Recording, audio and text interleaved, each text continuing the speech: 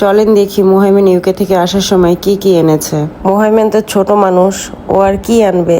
তারপরেও ওকে খরচ করার জন্য যে টাকাগুলো দেওয়া হয়েছিল পাউন্ড করে, সেখান থেকে ও কিছু কিছু জিনিস কিনে এনেছে। তো তার মধ্যে পারফিউম এনেছে, 3টা পারফিউম এনেছে। পারফিউমগুলো বেশ ভালো। 3টা পারফিউমের মধ্যে একটা এনেছে ওর বাবার জন্য, একটা এনেছে আমার জন্য, আরেকটা এনেছে ওর জি আঙ্কেলের জন্য।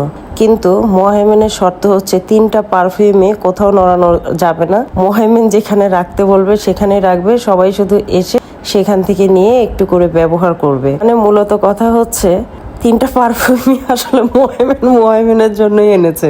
আমাদেরকে শুধুমাত্র সান্ত্বনা পুরস্কার হিসেবে বলেছে যে তোমাদের জন্য এনেছি। আর এনেছে বেশ কিছু চকলেটস, যেন ওর কাজিনদেরকে দিতে পারি, সবাইকে যেন 1টা 2টা করে দিতে পারি। মোহাইমেন ওর বড় ভাইয়ের জন্য, মাইমুনের জন্য এনেছে এই যে খেলনা।